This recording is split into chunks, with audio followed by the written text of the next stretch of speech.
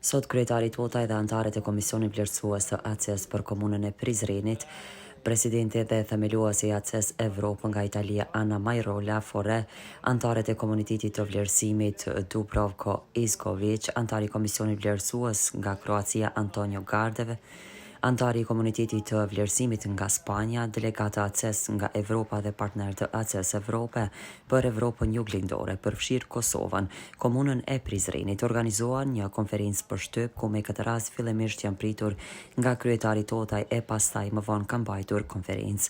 Në konferencë kryetari Totaj tha se komisioni po qëndroi në komunën e Prizrenit për procesin e vlerësimit të infrastrukturës sportive në kuadër të kandidaturës sonë për titullin Evropa City of Sport 2026, me që rast prezentuam edhe dokumentin e përgatitur për kandidaturën e Prizrenit për këtë ngjarje të madhe sportive.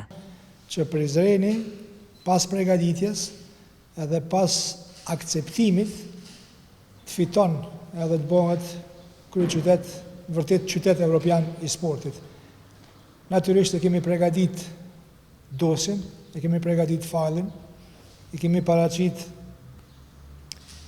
të gjitha informacionet që kanë bojnë me Prizrenin të qytetit i sportit, me infrastrukturën, me klubet, me aktivistët, me antarët, edhe shumë informacione tjera. Prandaj, sot e kemi këtu edhe Komisionin Vlerësues, në krye me zotin Lupatelli, presidenti dhe themeluesi i Access Europe, bashkë me antarë tjerë të komisionit, të cilët i falemderoj për kohën që e kanë da marrë me na vizitu, dhe i falemderoj për punën që po e bojnë në inspektimin apo vizitën e gjitha aty në lokacioneve të cilat ne kemi paraqit në fajl. Ne po shpresojmë edhe po besojmë që do t'jemi të suksesshëm, edhe vitin e ardhshëm do të fitojmë të drejtën të quajmë Prizrenin qytet evropian i sportit. Kjo natyrisht do të hapë shumë mundësi tjera për veprim interaktiv me shumë qytete tjera, me shumë organizata, edhe do t'jetë një terë e hapun për masovizim të matutjeshëm të sportit, për përfshirje të rive, për përfshirje të njerëzve në moshë, jo vetëm për sportin përfitues për kampion, po edhe për sportin, për masovizimin, për sportin rekreativ edhe për sportin si një preventiv shumë e mirë për shëndet, në mënyrë që mos kemi pastaj nevojë të mirëmi me pasojat, po t'i parandalojmë ato përpara se na ndodhë. Përderisa presidenti Lupatelli tha se ju keni një kryetar të mirë, kur ai ishte kryetari i klubit Bashkimi ishte i pari.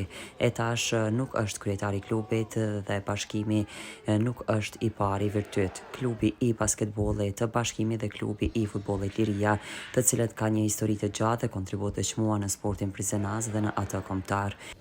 Grazie a questa bellissima visita che abbiamo fatto nel Kosovo a Prizren. Është qartë se Prizreni si qytet i dytë në Kosovë dëshiron që të jetë qytet i sportit për vitin 2026. Është kënaqësi thot që kemi ardhur, thot kemi kontaktuar thot shumë aktivitetet për sport këtu thot, më e rëndësishme ka qenë kontakti me kryetarin e komunës, që është një ish basketbolist edhe ka qenë drejtor i basketit, ka qenë kryetar i klubit Bashkimi, ekip numër 1, kur zotëria ka qenë kryetar i ekipit.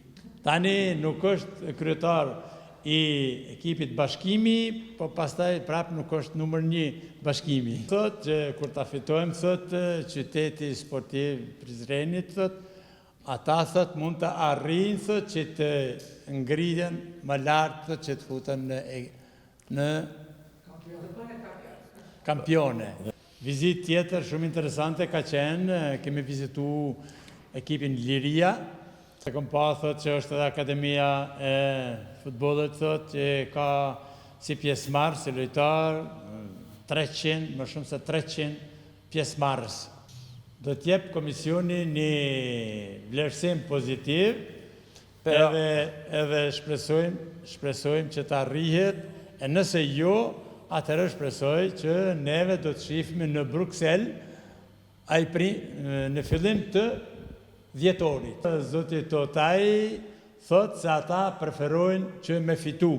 Se është shumë bukur, thot, kur ata bashkëpunojnë, thot, me kryetarin edhe me këshilltarët. Duke pas parasysh se edhe Ana Andorata ka ardhur prej Andore, Antonio që vjen nga Madridi dhe koordinatori ynë që vjen nga Kroacia është kroat.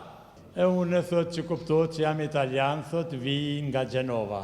Prizreni po dëshmohet si një komunë që mbështet dhe investon në sport në funksion të shëndetit, rinisë dhe zhvillimit komunitar. Sonte sportistët takohen në ora 20.